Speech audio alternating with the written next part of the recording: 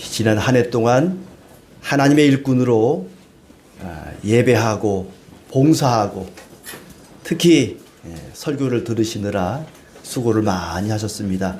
감사의 말씀을 드립니다. 사람이야 살아가기 위해서 1년 365일이라는 단위를 끊어서 우리가 살아갑니다만 하나님께는 사실 1년이라고 하는 것이 큰 의미가 없습니다. 지난 한 해를 이렇게 돌아보면은 모든 것이 하나님의 은혜였고 또 하나님이 함께 하셨다는 것을 우리가 느끼게 됩니다.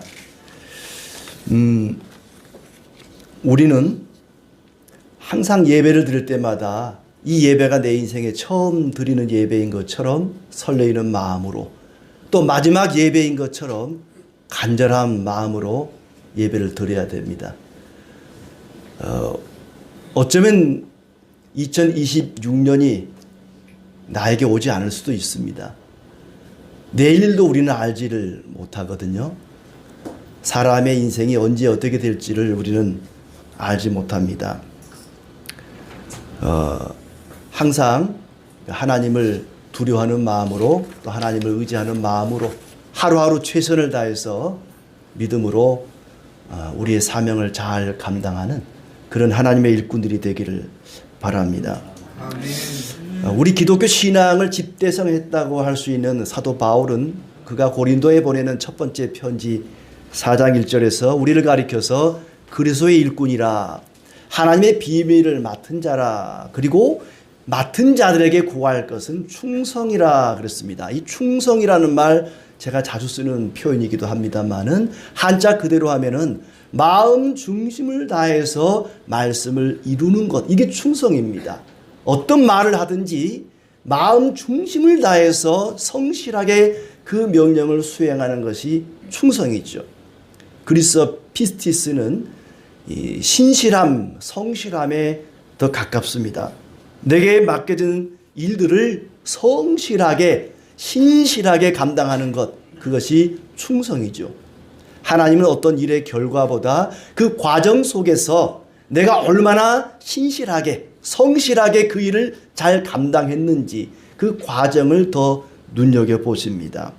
지난 한 해 동안 우리 자신들이 하나님의 일꾼들로서 얼마나 신실하게 충성을 다했는지 돌아보는 시간이 되기를 바랍니다. 우리는 바울의 말처럼 하나님의 일꾼들입니다. 하나님의 일을 맡은 자들입니다. 오늘 6장 1절에도 하나님과 함께 일하는 자라는 표현이 나옵니다.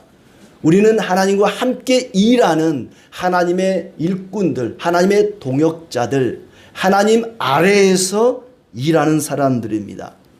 하나님의 일꾼이라 그럴 때에 그 일꾼은 단순히 교회의 일꾼만 이야기하는 것이 아닙니다. 이 세상의 지도자들, 이 세상의 일꾼들도 모두 하나님이 그 자리에 세워놓은 하나님의 일꾼들입니다. 느부갓네살은 하나님을 섬기지 않는 바벨론의 왕이었습니다만 그를 가리켜서 하나님의 종이라 그랬고요. 또 페르시아의 고레스 왕도 역시 하나님의 종이다. 하나님이 기름 부어 세운 하나님의 일꾼이라고 표현합니다. 그리고 바울도 위에 있는 모든 권세들에게 복종하라. 그것은 곧 위에 있는 모든 권세가 하나님이 세운 권세라는 뜻입니다. 그러니까 교회의 일꾼만 하나님의 일꾼이 아니라 세상의 모든 일꾼들이 다 하나님이 세우신 하나님의 일꾼들입니다. 그런데 그 하나님의 일꾼들로서 부끄러움이 없는 오늘 3절에는 이런 표현을 쓰지요. 우리가 이 직분이 비방을 받지 않게 하려고 아무에게도 거리끼지 않게 하고 그렇습니다. 내가 하나님의 일꾼인데 하나님이 나에게 이 직분을 주셨는데 그 직분이 사람들의 구설수에 오르고 비방을 받으면 쓰겠습니까? 그 비방을 받지 않기 위해서 사람들에게 거리끼지 않기 위해서 어떻게 했느냐? 오직 모든 일에 하나님의 일꾼으로 살았다. 하나님의 일꾼답게 살았다는 것입니다. 그것이 사도 바울의 일생이었습니다. 어떻게 하는 것이 하나님의 일꾼으로 사는 것일까? 어떻게 하는 것이 하나님의 일꾼으로 사람들에게 비방을 받지 않고 거리끼지 않게 사는 것일까? 4절부터 여러 가지 이야기들이 나옵니다. 여러 가지 덕목이 나옵니다만은 그 가운데서 3가지 정도만 오늘 함께 나누고자 합니다. 하나님의 일꾼이 갖춰야 할 첫 번째 덕목은 인내입니다. 견디는 것입니다. 바울은 굉장히 많은 고난과 환난을 당했습니다. 복음을 전하는 것 때문에 많은 핍박을 받았습니다. 4절부터 그런 내용들이 많이 나오죠. 하나님의 일꾼으로 자천하여 많이 견디는 것과 환난과 궁핍과 고난과 매맞음과 갇힘과 난동과 수고로움과 자지 못하고 먹지 못하고 엄청난 고난을 많이 겪었습니다. 얼마나 매를 많이 맞았는지 거의 죽은 사람처럼 되어서 시체 버리는 곳에 몇 번씩이나 버려지기도 했다는 말이죠. 그렇게 바울은 대단히 고난을 많이 당했지만 흔들리지 않았습니다. 견고했습니다. 끝까지 인내하고 참았습니다. 그것이 하나님의 일꾼이 갖춰야 할 첫 번째 덕목입니다.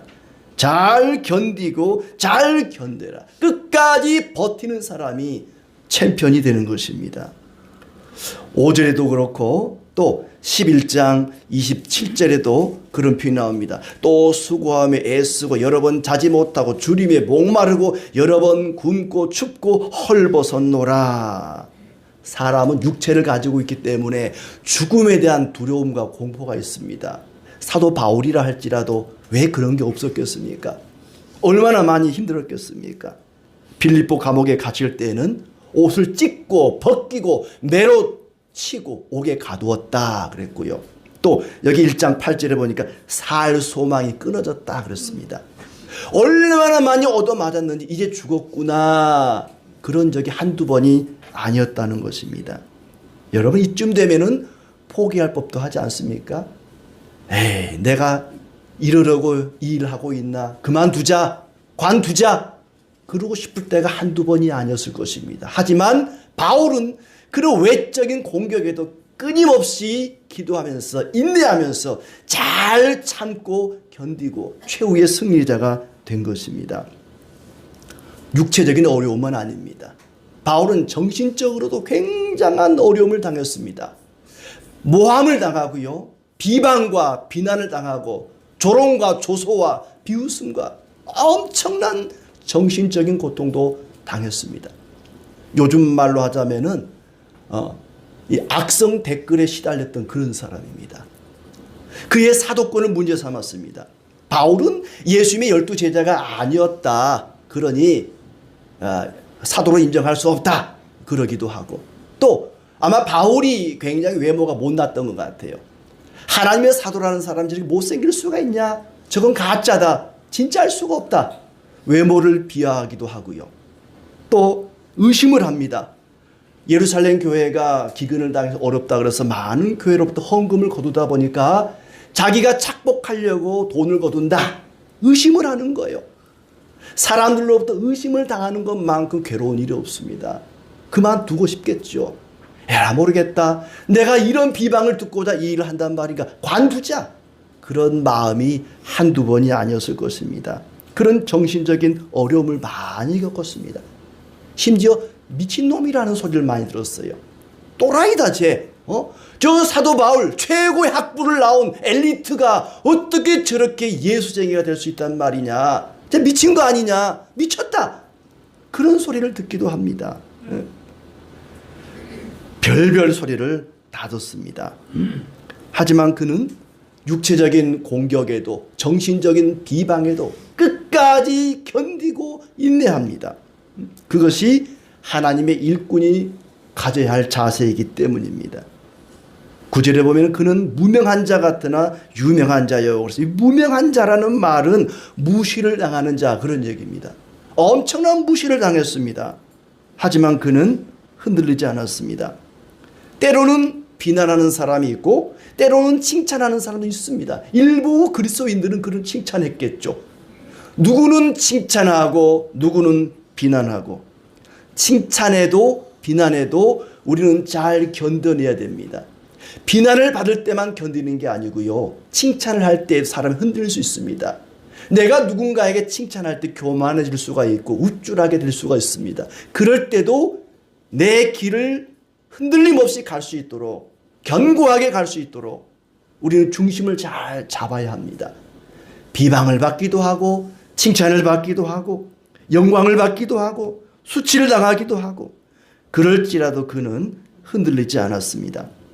누군가가 나를 욕하고 비방한다면 그것은 하나님이 나를 시험하는 것입니다. 너 이래도 이 길 갈래? 너 이런 비방과 고난을 당해도 나를 버리지 않고 끝까지 이 길을 갈 수 있니? 하나님께서 나를 시험하는 것입니다. 그런 비난과 비방과 공격에 참지 못하고 견디지 못하고 요동을 치고 마치 냄비 뚜껑처럼 말이죠. 조금만 불을 때도 그냥 딸그락딸그락 거리는 그런 냄비 뚜껑이 아니라 소뚜껑 신앙, 우직하게 자기 자리를 지키면서 가마솥에 불을 떼면은요 눈물만 흘려요. 네. 눈물만 흘리고 제자리를 잘 지키고 있어요. 냄비 뚜껑은요 달그락달그락 조금만 누가 뭐라 해도 그냥 막 화를 참지 못하고 막 분노하고 이래 가지고는 하나님의 일꾼이 될 수가 없습니다. 잘 견디는 사람, 가난한 자 같으나 모든 것을 가진 자로다. 바울은 가난했습니다. 그러나 그는 모든 것을 가진 자였습니다. 예수님이 그 안에 있는 사람은 모든 걸 가진 사람입니다. 아무리 많은 숫자에도 곱하기 0을 하면 0이 되어버립니다. 예수님이 그 마음에 없는 사람은 곱하기 0의 인생을 살아가는 것입니다. 그러나 그 마음속에 예수님이 있는 사람은 아무리 가난해도 모든 것을 가진 사람입니다. 창조주 하나님을 마음에 품고 사니 뭐가 부족함이 있겠습니까? 바울은 빌립보 4장 12절 말씀에 나는 비천에 처할 줄도 알고 풍부에 처할 줄도 알아. 모든 일 곧 배부름과 배고픔과 풍부와 궁핍에도 처할 줄 아는 일체의 비결을 배웠노라. 내게 능력 주시는 자 안에서 내가 모든 것을 할 수 있느니라. 그렇습니다. 나는 비천에 처할 줄도 알고 풍부에 처할 줄도 알고 때로는 가난하게 되고 때로는 부하게 될지라도 살든지 죽든지 아무것도 갖지 못한 가난한 자이든지 모든 것을 가진 부유한 자이든지 어떤 형편에 있든지 간에 그 자리를 잘 지키고 견디는 그런 신실한 일꾼이었습니다. 우리가 그렇게 살기를 바라는 것입니다. 자, 바울은 아무것도 없는 상황 속에서도 모든 것을 가진 사람으로 마치 죽은 것 같았지만은 생명의 능력을 가진 사람으로 그렇게 견디면서 신실하게 그 모든 일들을 잘 감당했습니다. 고린도서 13장에 보면은 사랑을 이야기할 때 뭐라 그럽니까? 사랑은 오래 참고 모든 것을 견디느니라. 정말 사랑한다면 모든 것을 참고 견뎌야 합니다. 우리가 하나님을 사랑한다면 주님의 일꾼이라면 잘 참고 견뎌야 됩니다. 바울은 계속되는 공격과 비난과 모함에도 꿋꿋하게 자기의 길을 걸어갑니다. 왜 그 길을 꿋꿋하게 걸어갈 수 있을까? 그 길을 걷다 보니까 주님이 걸어가신 길이었습니다. 나도 모르게 그 길을 걸어갔는데 걷다 보니까 그 길이 바로 예수 그리스도께서 걸어가신 길이었습니다. 그 길을 가는 동안에 예수님을 묵상하게 됩니다. 예수님께서도 온갖 비방과 조롱과 비난과 괴로움을 당하셨거든요. 그리스도의 고난을 묵상하면서 그 길을 걸어갑니다. 주님, 나를 살리기 위해서 주님도 이 길을 걸어가셨군요. 십자가의 길입니다. 포기하고 싶었지만은 가다 보니까 그 길이 바로 주님이 걸어가신, 주님이 보이는 길이었습니다. 주님, 나 같은 거 살리시려고 이 길을 걸어가셨군요. 이제 저도 주님의 길을 따르겠습니다. 바울은 그런 마음으로 따라갑니다. 우리가 그 학교 운동장에서 무슨 놀이를 할 때, 뭐 축구를 하든지 무슨 게임을 할 때에 막대기를 가지고 이렇게 금을 긋잖아요. 금을 쫙 그어요. 근데 그 금을 반듯하게 잘 긋는 방법이 있습니다. 이 막대기 끝을 보고 금을 그면요 삐뚤삐뚤 그어져요. 근데 저 멀리 뭐 전봇대가 되었든지 건물 모서리가 되었든지 창틀이 되었든지 한 목표 지점을 딱 보고 거기만 보고 이 막대기를 긋다 보면요, 뭐 자로 잰 듯 반듯하지는 않겠지만 거의 반듯한 길이 나옵니다. 여러분 지난 1년을 돌아볼 때에 여러분이 걸어온 길은 어떤 길이었습니까? 반듯한 길이었습니까? 아니면 지그재그로 오락가락한 그런 길이었습니까? 주님을 바라볼 때에, 주님을 목표로 해서 십자가의 길을 걸어가신 그분을 바라보면서 걸어갈 때에 우리의 인생길은 바른 길이 될 것입니다. 바로 사도 바울은 예수 그리스도를 바라보면서 인생을 바르게 걸어갔던, 견고하게 흔들림 없이 인내하며 걸어갔던 신실한 일꾼이었던 것입니다. 두 번째로 하나님의 일꾼이 갖춰야 될 덕목은 깨끗함입니다. 거룩함이죠. 정직함입니다. 두 마음을 품지 않는 것입니다. 거짓이 없는 것이죠. 6절에 보면은 이런 표현을 합니다. 깨끗함과, 이런 표현을, 깨끗함과, 깨끗함, 정직함. 디모데후서 2장 20절에 보면은 바울이 이런 얘기를 하죠. 큰 집에는 금그릇과 은그릇뿐 아니라 나무그릇, 질그릇도 있어 귀하게 쓰는 것도 있고 천하게 쓰는 것도 있는데 누구든지 이런 것에서 자기를 깨끗하게 하면 귀히 쓰는 그릇이 되어. 그렇습니다. 금그릇, 은그릇, 나무그릇, 흙그릇, 질그릇. 주인이 어떤 그릇 쓰겠습니까? 깨끗한 그릇을 쓴다는 거예요. 그 그릇의 재질이, 재료가 중요한 게 아니라 그 그릇이 얼마나 깨끗하냐 더럽냐 이걸 보고 쓴다는 것입니다. 더러운 그릇은 금그릇이라 할지라도 쓸 수가 없습니다. 오물이 잔뜩 묻어있는 금그릇을 어떻게 쓰겠습니까? 질그릇이라 할지라도 깨끗한 그릇을 쓸 수밖에 없습니다. 하나님이 쓰시는 일꾼은 깨끗한 일꾼입니다. 왜 그리스도인들이 깨끗해야 되는가? 7장 1절에 보면 사랑하는 자들아 이 약속을 가진 우리는 하나님을 두려워하는 가운데서 거룩함을 온전히 이루어 육과 영의 온갖 더러운 것에서 자신을 깨끗하게 하자. 그렇습니다. 왜 우리가 깨끗해야 되는가? 이 약속을 가진 자들이기 때문입니다. 이 약속이 뭐냐면은 그 앞에 6장 18절 말씀이 있죠. 너희에게 아버지가 되고 너희는 내 자녀가 되리라. 하나님이 우리 아버지이기 때문에, 우리가 하나님의 자녀이기 때문에 우리는 깨끗해야 됩니다. 왜냐하면 우리가 불의하고 정직하지 못하면 우리 아버지 되시는 하나님이 욕을 잡수시거든요. 자식이 더러우면요 부모가 욕을 먹습니다. 저건 네 집 자식이야. 자식이 더러우면 부모가 욕을 먹듯이 우리가 깨끗하지 못하면 우리 하나님 아버지가 욕을 잡수십니다. 그래서 우리는 깨끗해야 됩니다. 또 하나, 내가 거룩하니 너희도 거룩할지니라. 하나님이 거룩하시기 때문에 우리도 깨끗해야 됩니다. 거룩해야 된다는 거예요. 그리고 여기 나오는 것처럼 우리는 하나님을 두려워하는 가운데, 하나님을 두려워하는 가운데, 하나님을 인정하고 하나님을 두려워하는 사람은 악을 행할 수가 없습니다. 불의를 행할 수가 없습니다. 더럽게 지저분하게 살 수가 없습니다. 깨끗하게 살 수밖에 없습니다. 고린도후서 2장 17절에 보면은 우리는 수많은 사람들처럼 하나님의 말씀을 혼잡하게 하지 아니하고 그랬어요. 순전함으로 하나님께 받은 것 같이 하나님 앞에서와 그리스도 안에서 말하노라. 아마 바울이 교회마다 다니면서 헌금을 거두다 보니까 오해하는 사람이 있었던 것 같아요. 자기 이익을 위해서, 자기 주머니를 채우기 위해서 성도를 속인다고 말하는 거예요. 뭐 교회 도와주자고, 어려운 사람 도와주자고 헌금을 거두고 나서는 다 자기가 챙기려고 한다. 속여 빼앗는다. 이런 말들을 내뱉는 겁니다. 절대 그렇지 않다. 7장 2절에도 아무에게서도 속여 빼앗은 일이 없노라 이런 표현 써요. 그러니까 속여 빼앗는다는 그런 헛소문이, 모함이 바울의 귀에 들렸던 것이지요. 바울은 얘기합니다. 하나님이 우리 아버지신데 내가 뭐가 부족해서 남의 걸 속여 빼앗겠느냐. 하나님이 우리 아버지시다.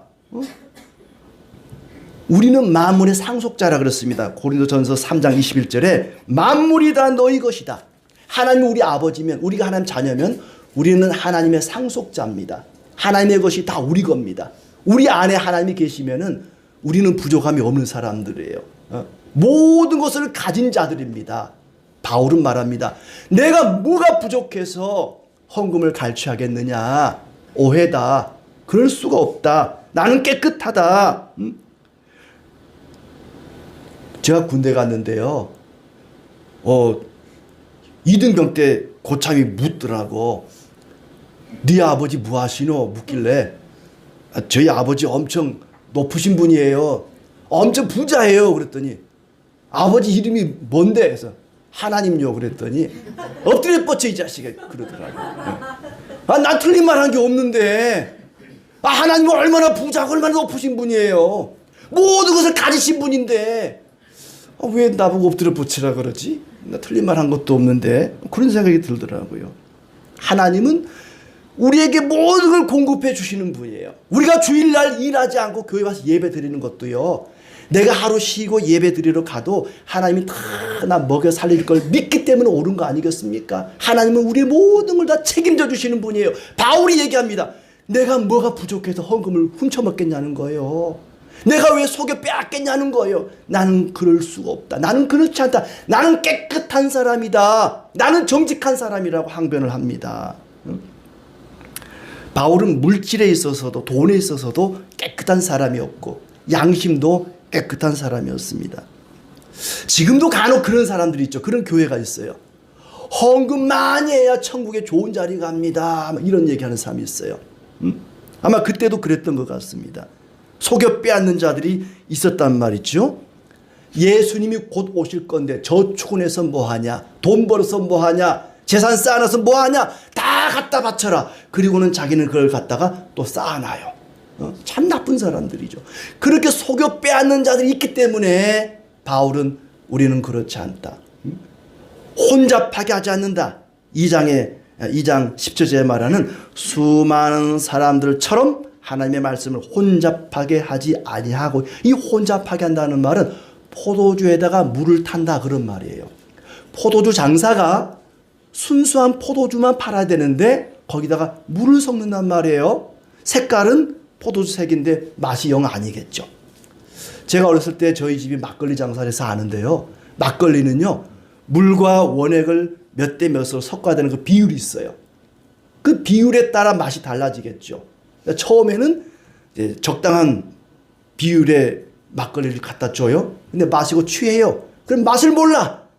너 술 더 가져오시오. 그러면은 물을 갖다 더 부어가지고는, 뭐 저희 아버지가 그랬단 말이 아니라 막걸리 장사들이 그런 경우들이 있단 말이에요. 그러면 이게 막걸리니 물인지 막걸리에 술에 물 탔는지 물에 술 탔는지 맛을 몰라요. 술 취하고 나면은 막 갖다 주는 거예요. 속여 파는 거죠. 그런데 하나님 말씀을 전하는 사람들이 그런 사람들이 있다는 거예요. 혼잡하게 하는 사람들. 말씀을 자기 이익을 위해서, 자기 주머니를 채우기 위해서 복음을 전하는 사람들이 있다는 거예요. 바울은 말합니다. 나는 그런 적 없다. 나는 그렇지 않다. 그런 사람들이 많이 있긴 있지만은 나는 결코 그럴 수 없다. 속여 빼앗은 적이 없다. 그는 물질에 있어서도 깨끗한 사람이었고 양심에 있어서도 깨끗한 사람이었습니다. 바울은 그렇게 깨끗하고 정직하고 거룩한 길을 걸어갔던 신실한 하나님의 일꾼입니다. 세 번째로 하나님의 일꾼이 갖춰야 할 덕목은 사랑입니다. 삶에 있어서 사랑이 필요합니다. 겉으로 외적으로는 견디는 인내가 필요하고 속으로 내면적으로는 정직함, 깨끗함, 이 거룩함이 필요하고, 그리고 생활에 있어서는 사랑이 있어야 됩니다. 바울은 굉장히 사랑이 많은 사람이었어요. 바울의 편지를 보면은 고린도 교인들을 막 책망을 합니다. 이 나쁜 놈들아, 이 못된 놈들아, 어떻게 자기 아버지의 첩과 놀아나느냐, 어떻게 자기를 자랑하고 다른 사람 무시하고 사람을 외모로 평가하고 어떻게 그럴 수 있느냐, 딱 편지를 써요. 근데 그 다음 편지에서는 미안하다, 지난번에 내가 너무 심했던 것 같다, 용서해 다오, 다 너희를 위해서 하는 말이다. 굉장히 특히 그 바울을 보면은요, 교회와 성도들을 하나님을 지극정성으로 사랑하는 모습이 절절히 느껴집니다. 사랑이 많은 사람이었습니다. 그래서 고린도전서 13장에는 사랑을 이야기하지 않습니까? 사랑은 영원한 것이다. 사랑이 없으면 아무것도 아니다. 사랑은 있어도 되고 없어도 되는 것이 아니라 없으면 아무것도 아니다. nothing, 아무것도 아니다. 사랑은 반드시 필요한 것이다. 아무리 뛰어난 두뇌를 가졌다 할지라도, 아무리 탁월한 능력과 기술을 가졌다 할지라도 사랑이 없으면 아무것도 아니다. 자기의 전 재산을 팔아서 가난한 자에게 나눠주고 자기의 목숨을 바쳐 순교를 할지라도 사랑이 없으면 아무것도 아니라고 이야기합니다. 6절에도 보면은, 오늘 말씀 6절에도 거짓이 없는 사랑이 나오죠. 거짓이 없는 사랑과 그렇습니다. 거짓이 없는 사랑. 저는 이 말을 참 좋아합니다. 깨끗한 양심, 거짓 없는 믿음, 거짓 없는 사랑. 제가 참 좋아하는 말이에요.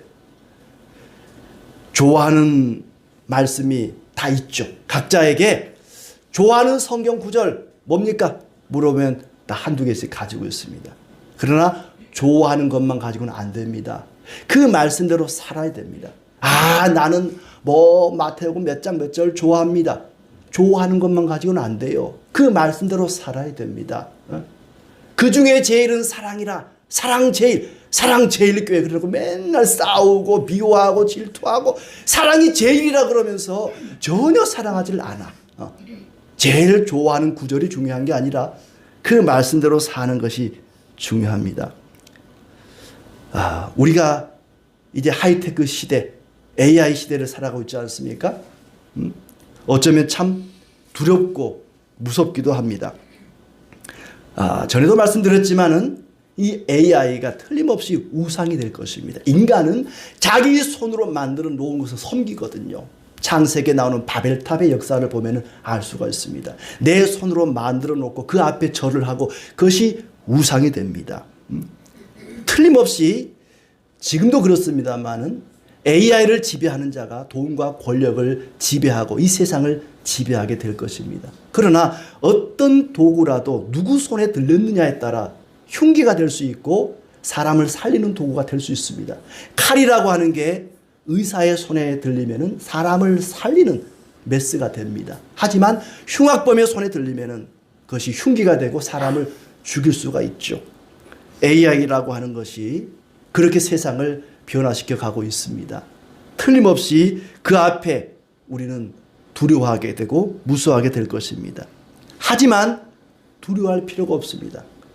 걔는요, 모든 걸 다 알고 모든 걸 다 할 수 있을지라도 사랑은 못합니다. 사랑은 할 수가 없습니다. 사랑이 뭔지는 알 수 있을지 모르지만 사랑은 할 수가 없습니다.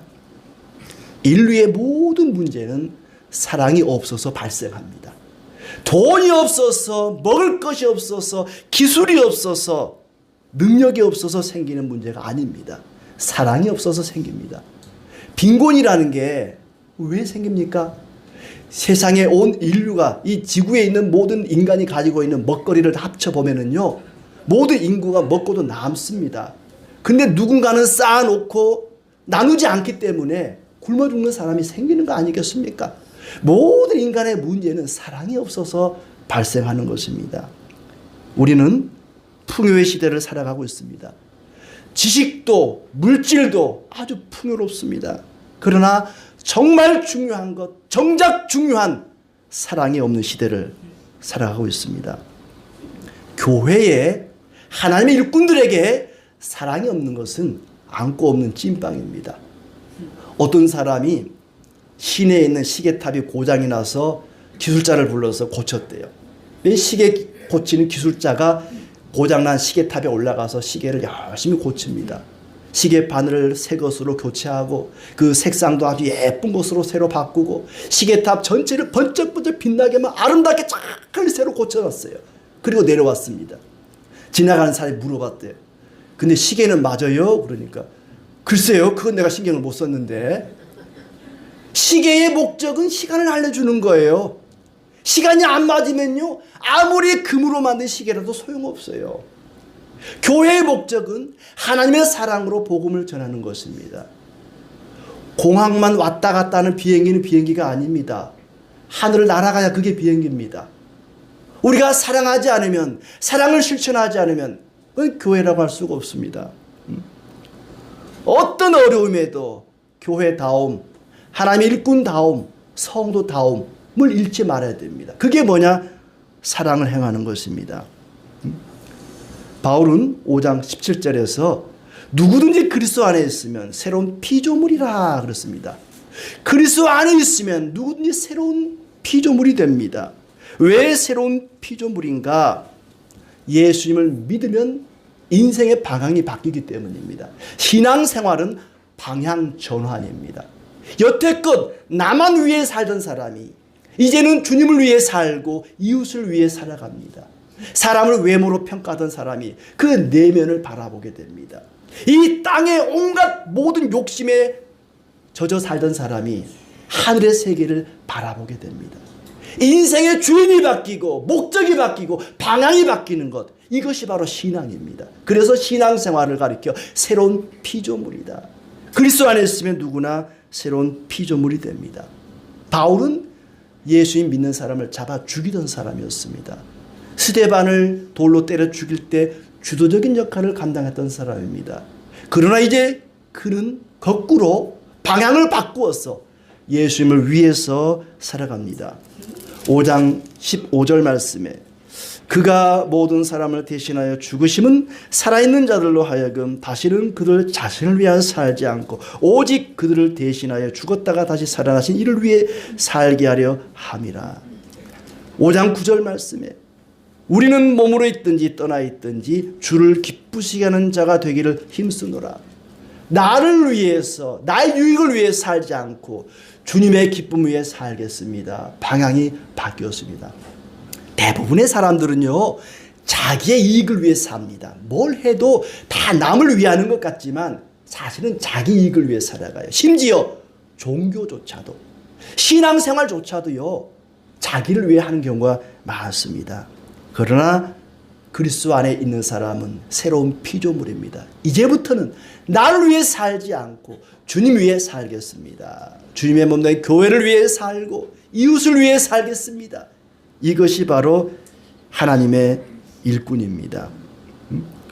우리가 한 해 동안 선한 영향력을 끼치자라는 제목을 가지고 달려왔습니다. 이 세상에 선한 영향력을 끼치기 위해 반드시 필요한 것이 바로 사랑입니다. 하나님의 일꾼은 하나님께 받은 은혜를 전하는 사람입니다. 은혜를 전하는 사람이. 은혜가 뭡니까? 거저 받은 게 은혜입니다. 거저 받은 선물이 은혜예요. 우리는 거저 받은 걸 나눠주는 사람이에요. 거저 받은 걸 나눠주면서 내 이익을 취한다, 사익을 추구한다, 나쁜 사람입니다. 우리는 거저 받은 것을 나눠주는 사람들이기 때문에 나의 유익을 위해 사는 것이 아니라 주님의 기쁨을 위해 사는 사람들이고 다른 사람의 기쁨을 돕는 자로 살아갑니다. 은혜 받은 자답게 하나님의 뜻대로 살아가야 할 책임이 우리에게 있습니다. 그렇지 않으면 하나님의 은혜를 헛되게 하는 것입니다. 하나님께서 괘씸하게 여길 것입니다.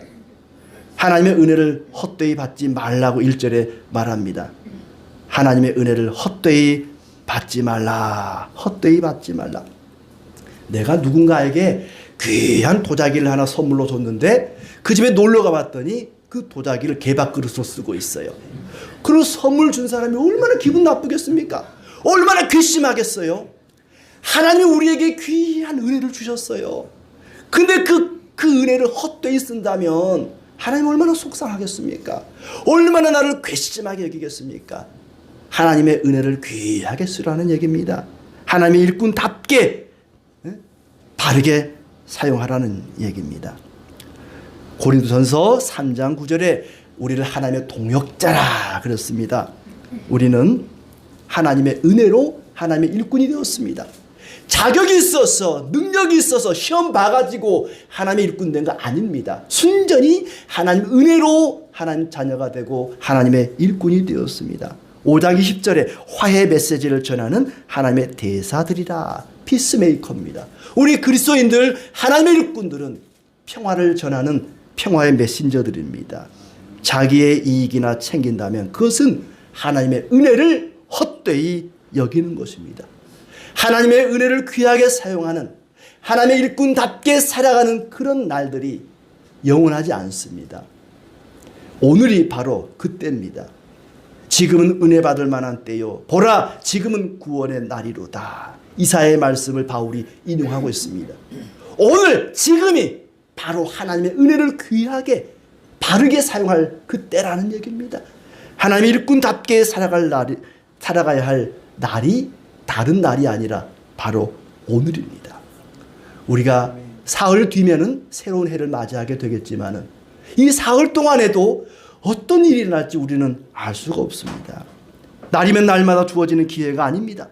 마치 약장사들이 하는 말처럼 말이죠. 날이면 날마다 오는 것이 아니라고. 물 들어올 때 노저라는 얘기 있지 않습니까? 은혜를 헛되이 받지 마라. 하나님의 자녀답게, 하나님 일꾼답게 인내하면서 거룩하게 사랑을 실천하며 사는 것이 은혜를 헛되이 하지 않는 것입니다. 그 일은 언제나 할 수 있는 것이 아닙니다. 내일은 나의 날이 아닐 수가 있습니다. 내일은 무슨 일이 일어날지 우리는 알 수가 없습니다. 어떤 사람은 예수님 믿으세요. 그러면은 내년에 믿겠습니다. 돈 좀 벌어놓고 믿겠습니다. 아이고 돈 많이 벌었으니까 이제 예수 믿으세요. 애들 좀 키워놓고요. 애들 결혼시켜놓고요. 아이고 애들 다 컸으니까 이제 같이 교회 갑시다. 그러면 아유 저 손주 좀 키워놓고요. 언제? 그러다 가는 거 아니겠습니까? 미루면 안 됩니다. 오늘이 바로 은혜 받을 때고 구원의 날인 것입니다. 그 길을 가다 보면은 깨끗해지고 인내하게 되고 거룩해지고 사랑으로 충만하게 될 것입니다. 옛날 아낙네들이 개울가에 가서 몽둥이로 빨래 방망이로 막 빨래를 두들겨 패면 남편을 두들겨 패는 마음으로 막 두들겨 패다 보면은 빨래가 깨끗하게 되는 것처럼 고난을 견디다 보면은 깨끗하게 되고 거룩하게 되고 그 마음 속에 사랑이 충만하게 되는 것입니다. 걷다 보니 주님이 함께하는 길이었고 걷다 보니 주님이 걸어가신 길이었습니다. 지난 2025년 한 해를 돌아보니까 나 혼자 걸어온 줄 알았는데 주님이 함께 하시고 주님이 걸어갔던 그 길이었습니다. 2026년 새해에도 인내하고 정직하고 깨끗하고 사랑으로 주님이 함께 하시는 주님의 길을 걸어가는 신실한 일꾼들 되시기를 진심으로 축복합니다.